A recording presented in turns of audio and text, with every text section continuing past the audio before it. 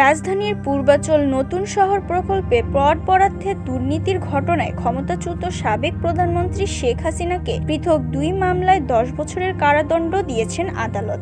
একই সঙ্গে British MP ও শেখ হাসিনার ভাগ্নি টিউলিপ সিদ্দিক সহ পরিবারের একাধিক সদস্য ও সরকারি কর্মকর্তাদের বিভিন্ন মেয়াদে সাজা দেওয়া হয়।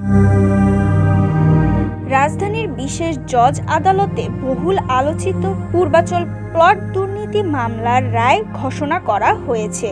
সোমবার দুপুরে ঢাকার বিশেষ জজ আদালত ৪-এর বিচারক রবিউল আলম পৃথক ২ মামলায় ক্ষমতাচ্যুত সাবেক প্রধানমন্ত্রী শেখ হাসিনাকে ১০ বছরের কারাদণ্ড দেন। একই সঙ্গে তাকে ২ মামলায় মোট ২ লাখ টাকা অর্থদণ্ডে দণ্ডিত করা হয়।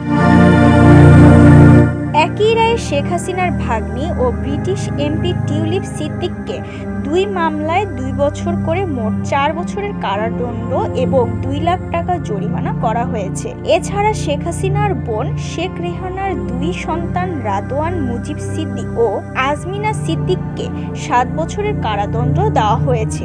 আদালত তাদের বরাদ্দকৃত প্লট বাতিলের নির্দেশও দিয়েছেন। রায়ে রাজধানী উন্নয়ন কর্তৃপক্ষ রাজুকের সদস্য খুরশিদ আলমকে ১ বছরের কারাদণ্ড ও ১ লাখ টাকা জরিমানা করা হয়। পাশাপাশি রাজুক ও গণপূর্ত মন্ত্রণালয়ের ১৪ কর্মকর্তাকে ৫ বছর করে কারাদণ্ড দেওয়া হয়েছে। এর আগে চলতি বছরের ১৮ জানুয়ারি যুক্তিতর্ক শেষ হলে আদালত আজকের দিন রায়ের জন্য নির্ধারণ করেন।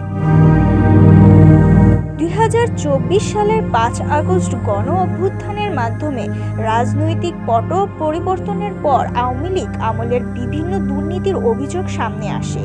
এরই ধারাবাহিকতায় ২০২৫ সালের জানুয়ারিতে পূর্বাচল নতুন শহর প্রকল্পে ৬০ কাঠার প্লট বরাদ্দে অনিয়মের অভিযোগে ৬টি মামলা করে দুর্নীতি দমন কমিশন দুদক।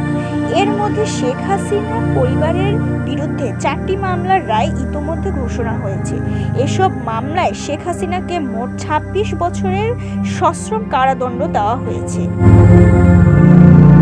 আইনি প্রক্রিয়ায় এই রায়ের বিরুদ্ধে আপিলের সুযোগ থাকলেও বিশ্লেষকরা বলেছেন, দেশের রাজনৈতিক ইতিহাসে এটি একটি গুরুত্বপূর্ণ ও নজিরবিহীন রায়। সুমাইয়া বিনতে রফিক, সোনালী নিউজ।